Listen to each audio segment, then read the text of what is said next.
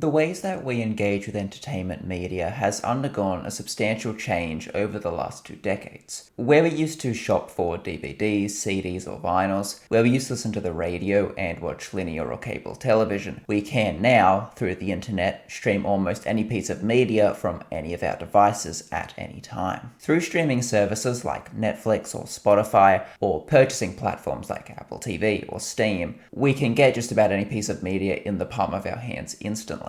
No longer do we have to shop around for movies or music and collect piles of DVDs or vinyls that we never revisit. Now we can sign up to a streaming service and enjoy what we want from an abundant library. Now our reality is streaming. Streaming movies, music, games, everything is readily accessible, and mass media has fully indulged into digital subscription services. But the streaming reality has not been what we'd hoped it to be. Our TVs are clogged up with so many apps it's overwhelming to manage. Artists, cast and crew, the people who work on the media that ends up on streaming are not always adequately compensated. And as our ownerships of things becomes blurrier and the notion of actually having copies of media we love is replaced by the endless and shifting streaming libraries, I worry for a future in which we must continue to feed the cycle of monthly subscriptions to actually own any media at all. When I was a kid, I remember going to the shops about once a week to a store called Video Easy. This was an old DVD rental store chain that was really popular, a name I bet any Australian my age or older could recall. But as I grew older, we stopped going to Video Easy at all because we discovered a new method of video rentals and it was available on our TV. This was video on demand, or streaming, and it would slowly kill Video Easy until it was rental kiosks in shopping centres and then finally dissolved in 2021. I have nostalgia for Video Easy, but I don't think I would ever use such a service if it was still around. Not just because VOD is so much easier, but because the one thing anyone I asked seems to remember about Video Easy was damaged discs. And if I wanted to use a physical disc, I would just buy a Blu-ray. But that is becoming less accessible. Supermarkets and general stores used to sell DVDs, but now they pretty much don't. Dedicated physical media stores are far less commonplace, and now there's only one store chain left in Australia where you can physically buy new DVDs and Blu-rays with a substantial range. There is an incredible convenience to digital media. You can just turn on your TV and everything you need is right in front of you. Whatever movie you want to watch, whatever song you want to play will likely be accessible through any streaming service you can access. You don't have the hassle of driving, of walking through the busy shops, of not finding what you're looking for, of buying a movie only to hate it and then never watch it again as it collects dust in your living room. With VOD, gone is the clutter doomed to landfill, gone is the extra time spent shopping, gone are the inconveniences, but many new problems rear their heads.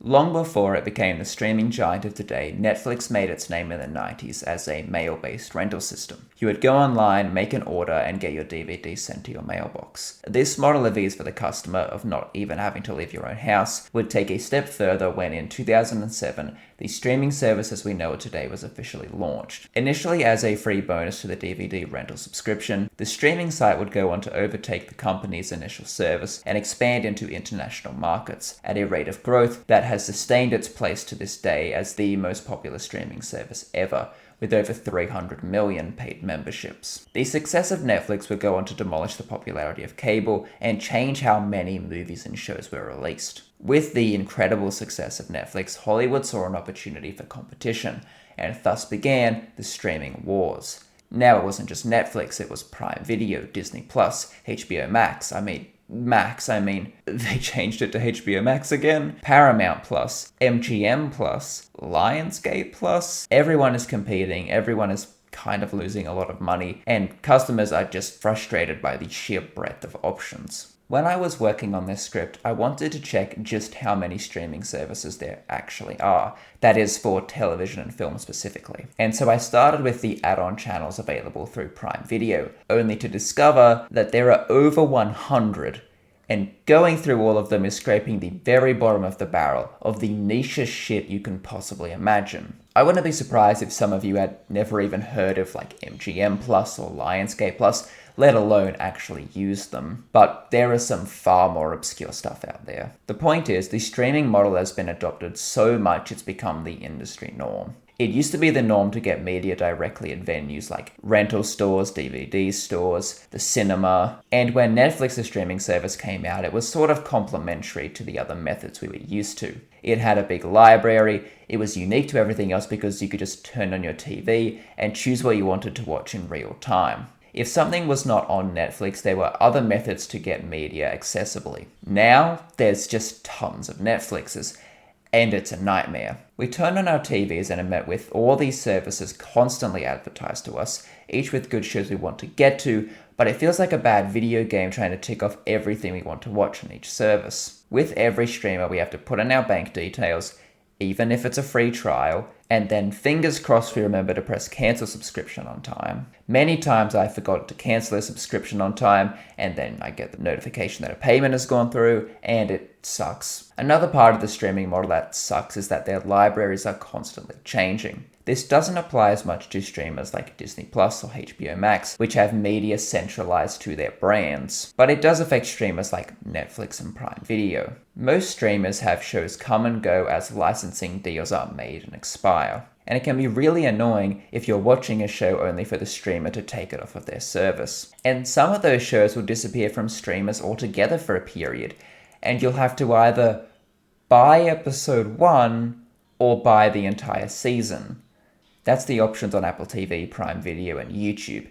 You cannot rent TV shows, which sucks. Now it feels like when you want to recommend a piece of media to someone, there's always the question of, what streamer is it on? Which often leads to, oh yeah, I've got Disney Plus, or no, I don't have fucking Peacock, which is a real streaming service. The streaming model is really frustrating and has unfortunately taken precedence as the mainstream way to access media. With so many original series and exclusive movies that you can't see in theaters, streaming has become a necessity for our access to media, which sucks.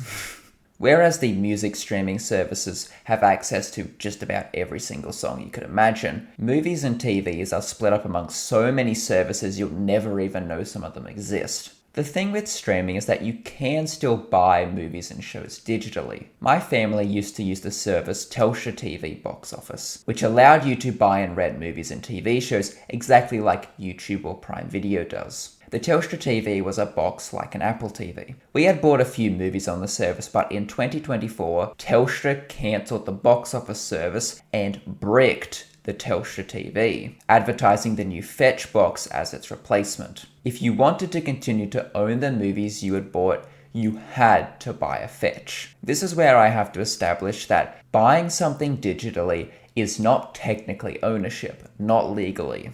It's buying a license that is dependent on the distributor's licensing deals, which can and do expire. Whilst Apple TV, Prime Video, and YouTube aren't going away anytime soon, owning movies through them is not sustainable. In 2023, Sony straight up removed people's paid-for content on PlayStation because of a licensing deal falling out with Discovery.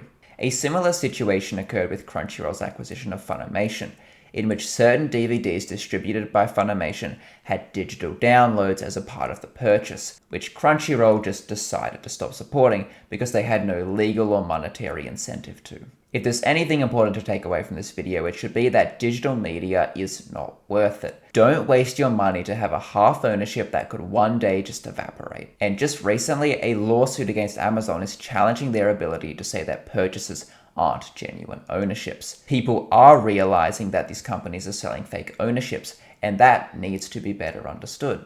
If you want to own digital copies of media you love, at least when it comes to movies and TV shows, I would advise against spending that money because there is no certainty that it won't be taken away from you. But this issue doesn't just apply to our movies and shows. There's another industry that has it far worse off, and that's gaming. Research from the Video Game History Foundation revealed that 87% of historical video games, that is, games released before the year 2010, are not represented in the current market. That means these games are not available to access except through archives, which have underwhelming support, resale and second-hand markets, which have limited supplies and overpriced certain rare games, and, of course, piracy, which we'll talk about later. The problem with video games isn't just old games being abandoned, however. Gaming PCs are a very popular alternative to consoles, and most people who use PCs also use Steam because of its massive library and unreasonably good sales. But Steam still requires its own player to boot up the games you bought. You can't save a game by itself onto your computer, you still require the Steam application. This is scary because Steam will not last forever, and the games that you paid for are not actually safe on this platform. What makes this even scarier is the recent censorship Steam and itch.io are doing to 18+ games because of requirements by MasterCard and Visa, getting rid of games despite entirely legal sexual content. If Steam can't even exercise true control over its own platform, what does this mean for our games? If this is where we are now, what could happen in the future? The gaming industry is in a pretty weird place right now, at least on the end of AAA companies. The price tags of games have gone up to some pretty ridiculous sums. New consoles like the PS5 Pro and Switch 2 have been incredibly expensive for what they are, not to mention the insane layoffs that happened at Xbox earlier this year, and the ushering in of a new console generation despite how lackluster this one has been. The future of gaming is not only looking expensive, it is lacking competition, innovation, and consistent releases of strong titles. And on top of these controversies, games are not actually being preserved. Some publishers release games on disc that require internet connection because the discs don't actually contain all the files for the game. Some of these physical editions only contain a digital code, making them literally worthless waste. And as consoles slowly go digital only, how can we even save these games from abandonment? I haven't even mentioned live service games, they're another huge problem to preservation. And as physical media for modern games dwindles, a lot of the games being released today could be made completely unavailable in the future, possibly suffering a worse fate than those 87% of historical games have. Fortunately, the Stop Killing Games initiative has begun to challenge the people in charge, and the response to the Steam controversy has been very strong. But there is still a long way to go to change the landscape of gaming. In 2023, Disney removed a number of originals off of Disney Plus and Hulu if you're from America, making them unavailable to watch. Media like Willow and Artemis Fowl, which did not receive other forms of VOD or physical media releases, were now gone. They were made unviewable. We've seen HBO Max remove tons of media, particularly old animated titles, and the Mike Flanagan film Hush had its distribution rights expire on Netflix, leaving it unviewable until it fortunately received a new physical media release. This is why streaming is so dangerous. This isn't just about old shows not being on streaming when they have other forms of legal viewing. This is about work people have made being completely erased by the studios that paid for it. This is why the streaming model is bad for these industries. They have to continue paying the licenses for these pieces of media, and when they decide it's not worth it, or the license period expires, it's gone. And when that happens with streaming originals, they suddenly become lost media. Sort of. Again, we'll get to it. Streaming is a genuine danger to the preservation of media. It is also important that we recognize that it is very difficult for streaming services to actually make money. It was only in 2024 that streaming services truly became profitable. Since Disney Plus released in November 2019, we saw a number of new services launch in its wake, only for COVID to strike and throw a spanner in the works of productions and anticipated viewers. Now all these studios were fighting for people's attention as the world was going through the chaos it was, and the streamers struggled to make the impressions they wanted to. Then in 2023, the joint strike between American writers and actors saw a long and grueling battle to establish safeguards against AI in writers' rooms and as a substitution for real actors, as well as the poor residual pay that streaming services were providing them. At the end of 2023, every major streaming service bumped up their prices, and by the year's end, the streamers had lost quite a lot of money. It isn't as bad now. Again, 2024 saw a lot of success for the big streamers, but it took a long uphill battle to get there. But some people are just tired of it. There are too many services that are too expensive with fluctuating libraries, increasing fees, with too little media to care about it after a few months with it. Some people are just done. The truth is, there is still a way to watch those shows that Disney removed. In fact, there's already a cost-effective method to watch literally everything you could ever want to. I've been hovering around it for a while, so let's talk about piracy. The internet radically changed the landscape of media access and engagement, but it wasn't just the shift to streaming. This new market allowed for piracy on a whole new scale and in a far more accessible manner. You don't have to steal a DVD anymore. You can just hop on any number of piracy sites and, well, you won't get caught for it. You're not stealing from a DVD store. You're using a site that has millions of views perhaps, run by the people that are actually pirating media. The way to stop it is to stop those people, but that's a war against a hydra. New heads will always pop up because so many people believe in piracy. A lot of people are pissed at streaming at region-locked content or just use piracy because it's free and has very few downsides. And I can't fully blame them. Australia has some of the worst licensing deals for media, making piracy massively popular here. I remember when Dune 2 came out, you couldn't even access the first movie on a streaming service.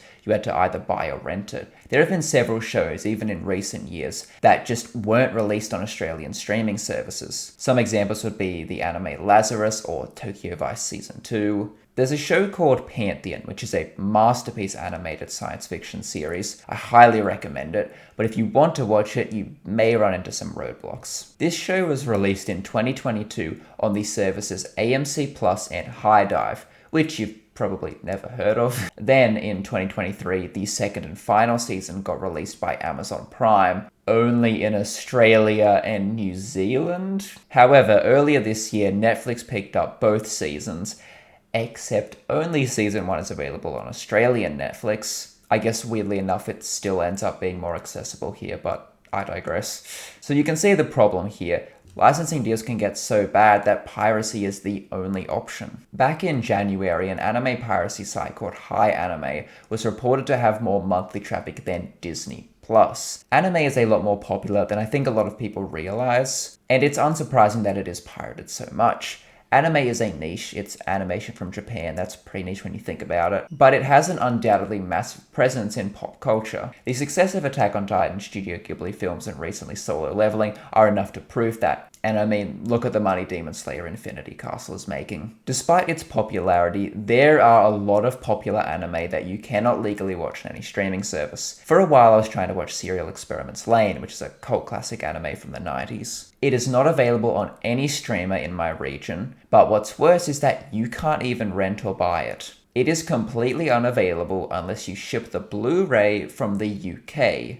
And from there, I just kept finding anime that were unavailable. Steins Gate, the 1997 Berserk, the original Fooly Cooly, even popular movies like Your Name, Akira, and A Silent Voice are not on any Australian streamers. And this service issue did drive me to use these sites for a time, because how else was I supposed to watch all these shows? Especially when their Blu-ray editions were either too expensive or too hard to find. Anime Blu-rays are so much more expensive than regular Blu-rays. It's another problem on a pile of problems that leads a lot of people to pirate anime. Not to mention that Crunchyroll, the main streaming distributor of anime next to Netflix, they're not a very good company. They have a ton of controversies not worth getting into in this video, but suffice to say they're hated for good reason, and it makes it all the harder to want to pay for the service, especially when it has a limited library. And manga has it way worse than anime, but I'll be here forever if I keep going on this topic. But I don't use these sites anymore. And that's because evolution in artistic industries cannot happen when we do not actually support the media we consume. Despite the fact that I do not like the streaming model, it is important to me that I show that I watched this or that show and I liked this movie because that supports what these businesses are putting out into the world. Piracy is, at the end of the day, not supporting anything, and I want to support what I watch.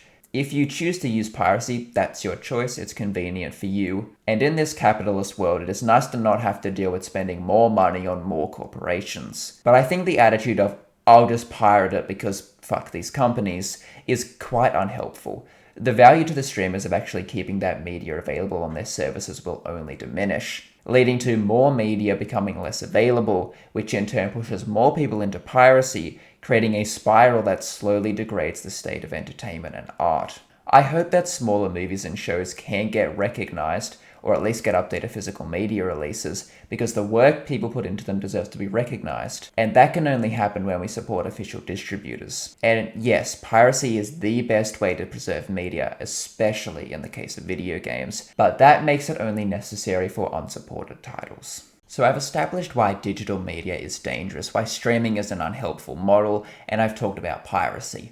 And now we could get to the crux of this video: why you should buy physical media. Vinyls, or records, were the prominent music format for a long time, overtaken by the compact disc, or CD, in 1988. CDs would go on to be replaced by digital downloads, which would in turn be replaced by streaming services. But in 2007, something very unexpected happened. People started buying vinyls again. And ever since, they have continued to sell, reaching a peak in the aftermath of COVID. In 2022, vinyl records entered a 16th consecutive year of sales growth. 71% of music physical media came from vinyls, casting a significant shadow over CDs, the format that had decades ago replaced the vinyl as the most popular format. People love vinyls. People will buy vinyls even if they have and can and do already listen to those albums on Spotify or other streaming platforms. They are more than happy to spend roughly 8 months of a Spotify subscription just to own one album they can already listen to with greater convenience. Why do people do this? Because people like to express themselves. They like to decorate their homes and rooms with things that represent them, what they love, what they care about, what they are passionate about. And that's something digital media just cannot accomplish. Yeah, it's practical and convenient to download a movie and watch it on Netflix on my phone, but it's so much more meaningful, tactile, and exciting to buy a vinyl or a Blu-ray or a game disc. When I get a new Blu-ray and go through the process of putting it in my PS5, watching the logos go by and getting to the menu screen, there's a build-up, there's a sense of anticipation and excitement. And that piece of media stays on my shelf afterwards. It becomes a part of a greater library of media that reflects what I love. But aesthetics aside, there is a far more important reason to buy physical copies. And that is because you actually own them. You own that disc. You keep it in your home, and Sony or Telstra or Crunchyroll can't walk in and take it away from you. It's yours. And having everything laid out on a bookshelf is not only an awesome house decoration, but it makes choosing a movie to watch way more fun, especially with a group of friends. It's way easier with a curated selection of films than the endless depths of Netflix. One of my favorite parts of collecting physical media is when you find something that you've been looking for a long time, or you hear that a certain film is getting a new release. And there's a rewarding feeling to physically going out and going to a store and looking for what you want to buy. There's this sense that you're like engaging with the world in a more real way, I guess. I think this is a really awesome hobby, and I would love to encourage more people to get into it. And it's actually not that expensive. There's a lot of secondhand places that can sell Blu-rays for really cheap, and you can find a lot of great movies for even cheaper than you would on VOD platforms. And there are a ton of great companies that do really nice special editions if you want to get into that. Companies like Criterion in America, or here in Australia we have Umbrella, and they do really nice editions with tons and tons of special features.